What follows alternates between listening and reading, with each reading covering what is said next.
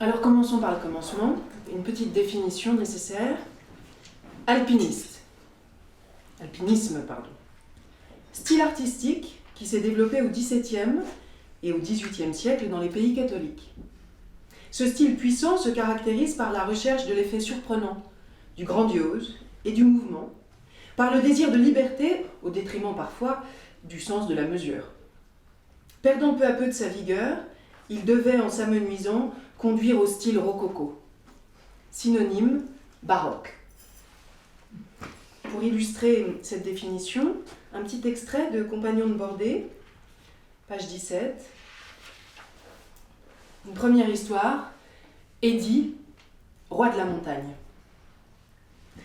La première personne avec qui je me sois encordée, et que je ne connaissais pas, était belge. Depuis que j'avais lu les carnets du vertige de Louis Lachenal, mon avenir était tout tracé. Je ne vivrais pas à Carpentras.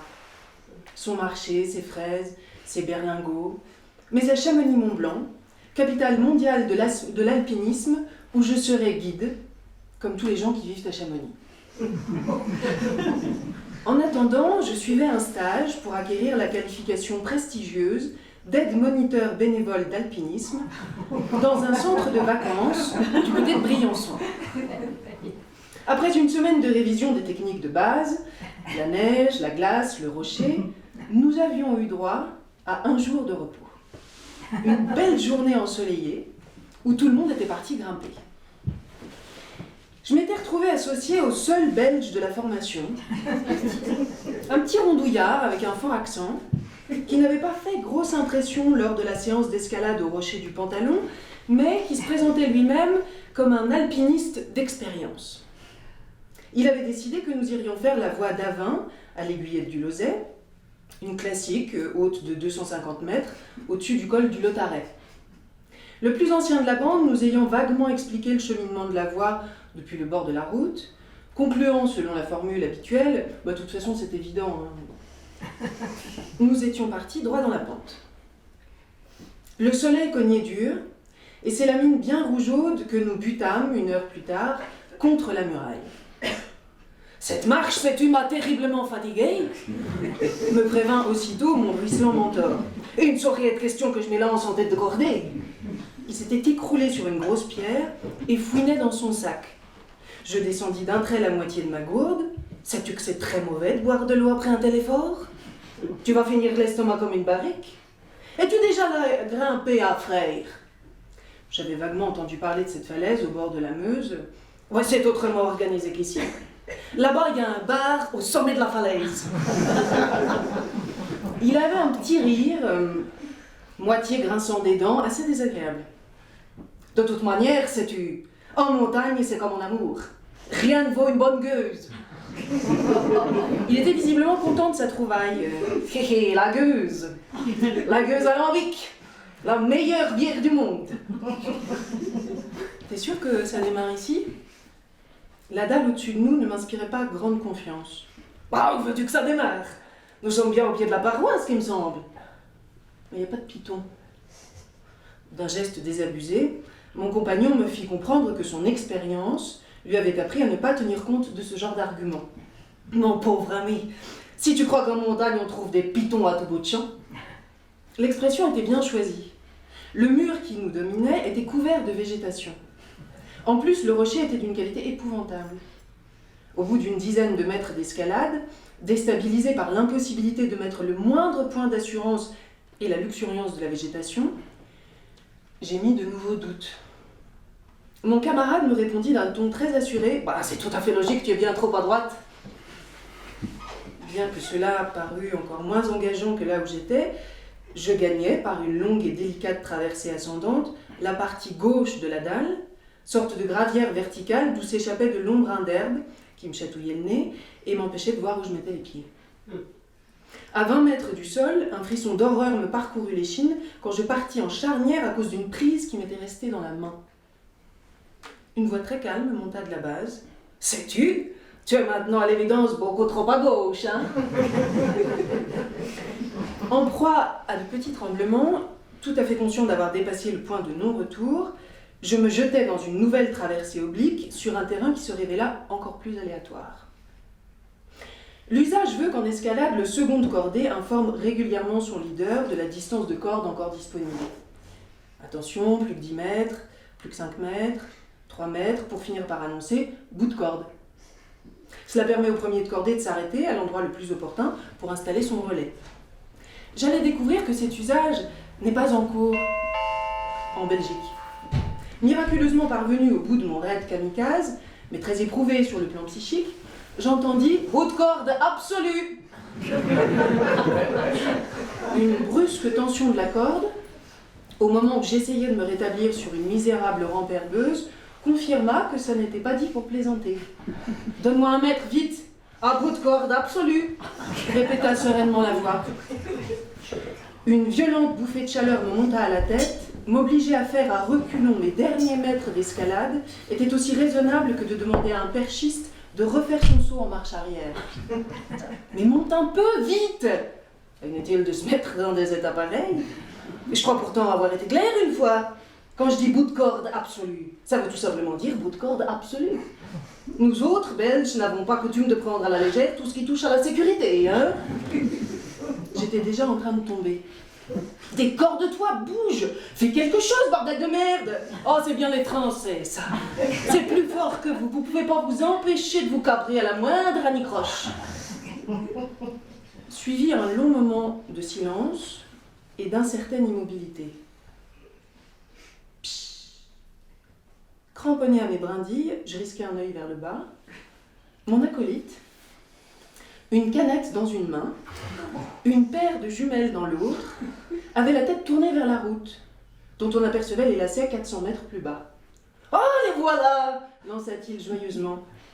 Une rumeur grandissante monta de la vallée, des cris, des coups de klaxon, le ronron caractéristique de motos de gros cylindrés.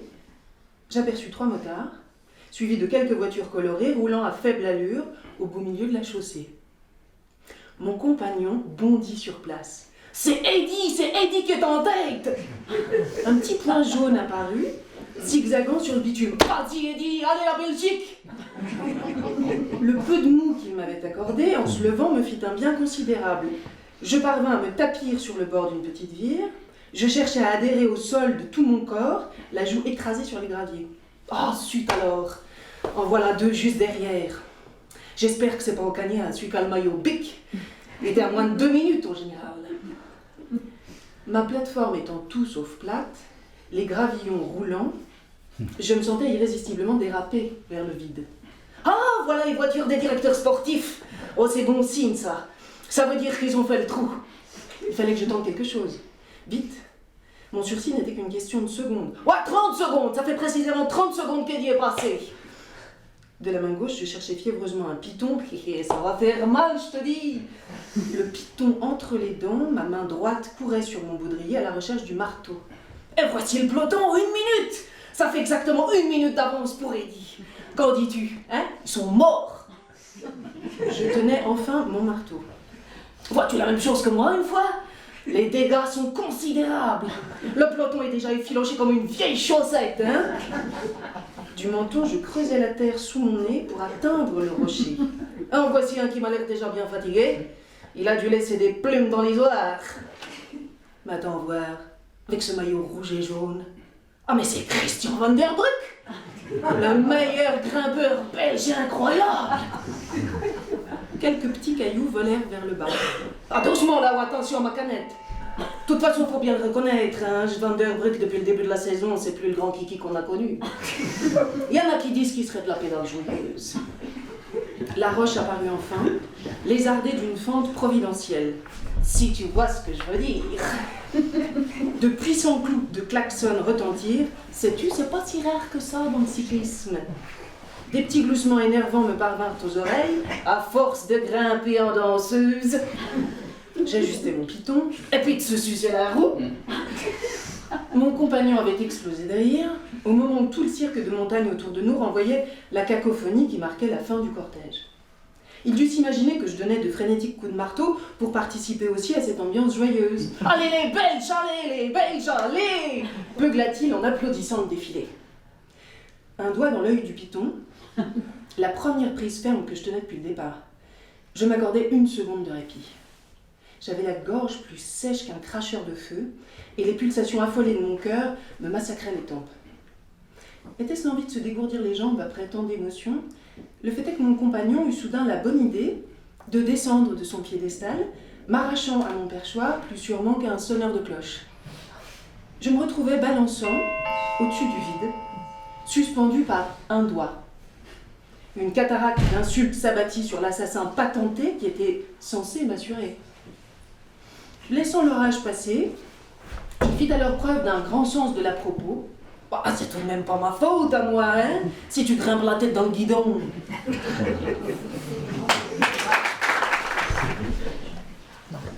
Une autre petite définition indispensable, montagnard. Préhominidé datant du Paléolithique, à front bas et à arcades sourcilières saillantes, et dont le volume encéphalique est intermédiaire entre celui des singes anthropoïdes et celui des hommes de Néandertal. Synonyme, pithécanthrope.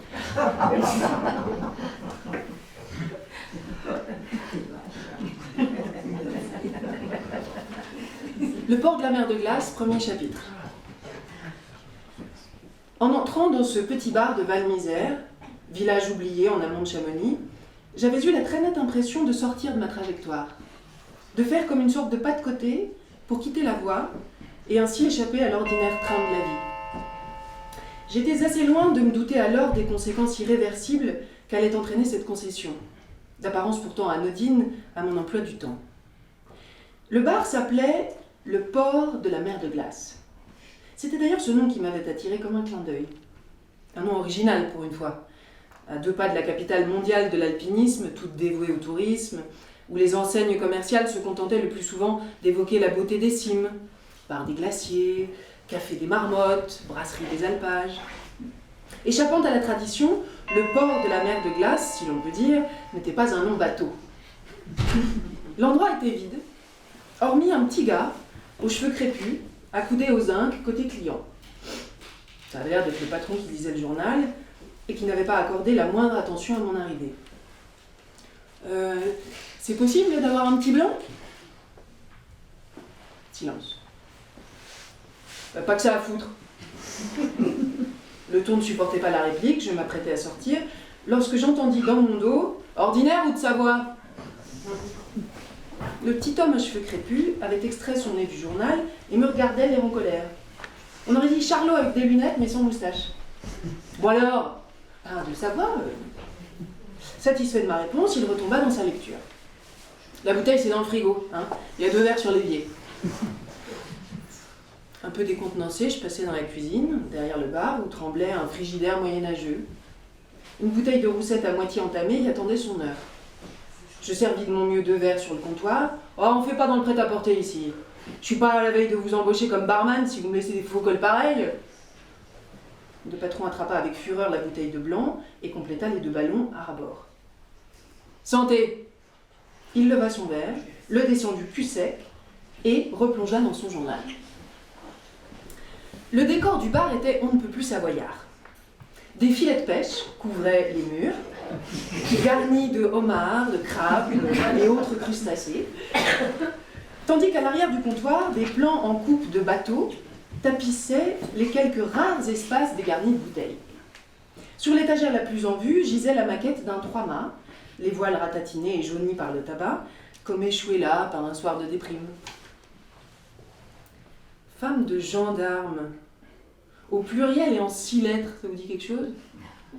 C'était l'heure des mots fléchés. Inspiré par l'ambiance marine des lieux, j'avançais sans réfléchir une réponse pleine de délicatesse. Morue. Ça n'a pas eu l'air de choquer mon interlocuteur. Non, mais j'y ai pensé, mais ça va pas. Il y a un A en 2e lettre. Le barman cherchait à voix haute, dans le même registre, affectueux. Salope, non, ça fait une lettre de trop. Garce, hasardai-je gentiment. Ah, bah c'est pas con ça. Son regard s'était éclairé.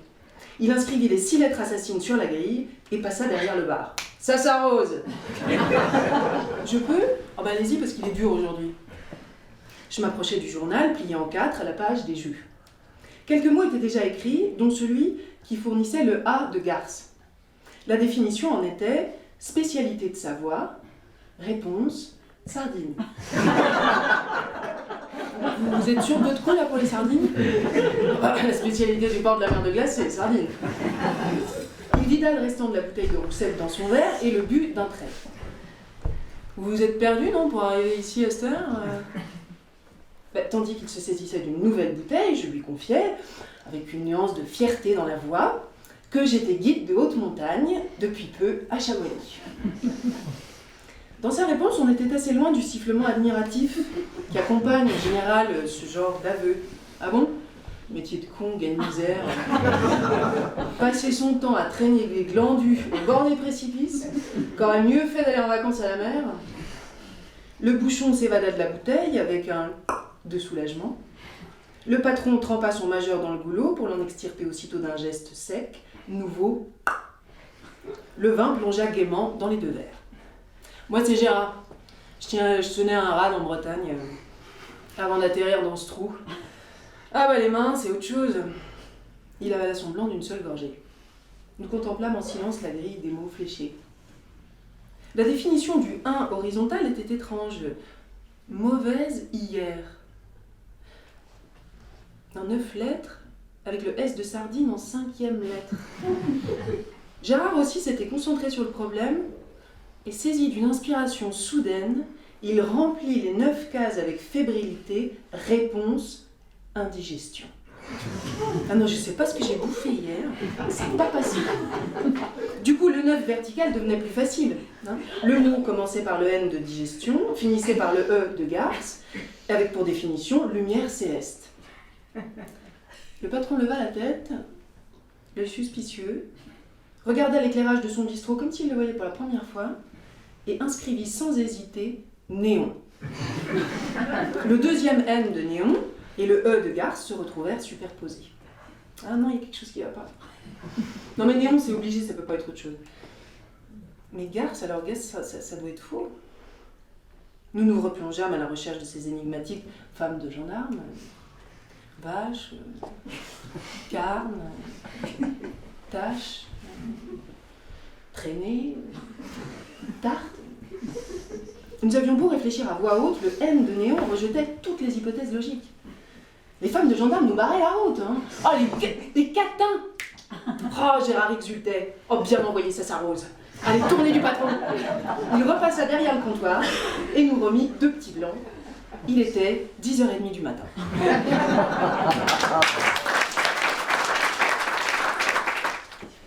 Une autre définition capitale, diététique. Régime très variable selon le sexe. Henriette d'Angeville. Mon intention est de bien faire toute chose, et j'ignore absolument quelles sont les provisions nécessaires pour la durée de notre expédition. Voulez-vous écrire? Oui, dictez-moi. Je pris la plume, et le guide dicta. Un bon et solide déjeuner au moment du départ pour 6 guides, 6 porteurs et le muletier. Et puis dans les sacs, 2 gigots de mouton, 2 longes de veau, 24 poulets rôtis, 6 pains de 3 à 4 livres, 18 bouteilles de vin de Saint-Jean, une eau-de-vie de cognac, une de vinaigre, une de sirop capillaire, un petit baril de vin ordinaire pour le goûter des porteurs au grand mulet, 12 citrons, 3 litres de sucre, 3 litres de chocolat, 3 livres de pruneaux. Un bon gros dîner bien restaurant au retour de l'Ascension. Est-ce bien tout? Bah oui, pour nous. À présent, si vous voulez quelque chose de spécial pour vous, il faudra l'ajouter à cette liste. J'écrivis un blanc mangé, une gourde d'orgeat, une de limonade, un pot de bouillon de poulet. Henriette d'Angeville, mon excursion au Mont Blanc.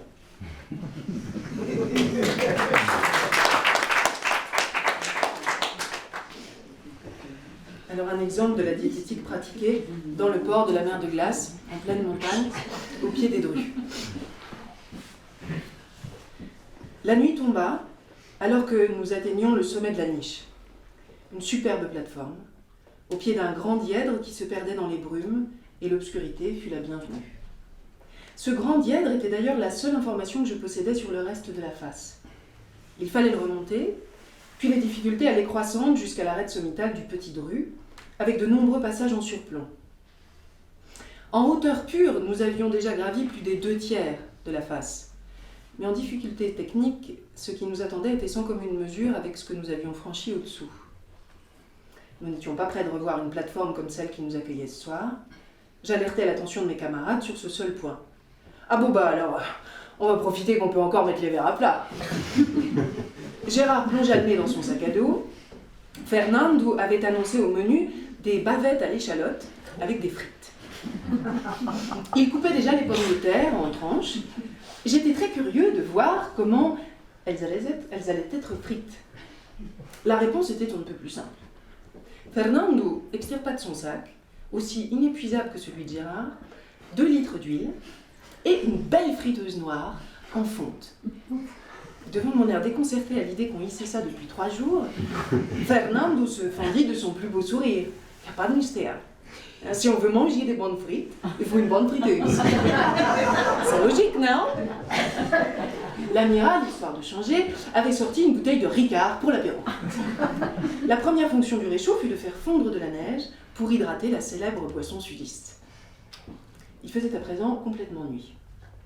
Comme tous les soirs depuis notre départ, le brouillard s'était épaissi, mais la température extérieure, la nuit cédant, était tout à fait supportable. Cet emplacement de bivouac était de loin le plus luxueux que nous ayons connu. Une large vire, horizontale, de 7 ou 8 mètres de longueur, bien plate, et large de près de 2 mètres. Le pastis allait bon train. L'amiral, profitant de notre soif, exerçait ses talents de barman avec un zèle dangereux. « Ah, fera bien une petite pétanque en buvant mon pastaga », dit-il, les yeux brillants. « Eh, ça c'est une bonne idée !» Je n'avais pas encore réalisé qu'il s'agissait d'une proposition sérieuse. Que les 2 compères grattaient la neige pour en extraire quelques pierres plus ou moins rondes. « Oh, on joue l'apéro ?» Toby, le chien, s'était mis lui aussi, sans savoir pourquoi, mais avec beaucoup d'enthousiasme, à fouiller la neige en remuant frénétiquement la queue. Quelques minutes plus tard, la partie de boules commençait. Le bouchon de la bouteille de Ricard, de toute façon condamné, servait de cochonnet. Le terrain de jeu était éclairé par les flammes gesticulantes du réchaud. « Tire-la, cette boule! Allez, 3 au carreau !» En ces hauts lieux, cet univers minéral, austère, glacé et inhospitalier de la très haute montagne, on aurait presque cru entendre le chant des cigales. Un boulanger et un barman faisaient une partie de pétanque dans la face nord des Drues, de nuit, en plein hiver ou presque. Les tournées de pastis pleuvaient comme sur la canebière. Les frites rôtissaient tranquillement dans la friteuse, en fonte. Je m'efforçais de trouver la situation banale.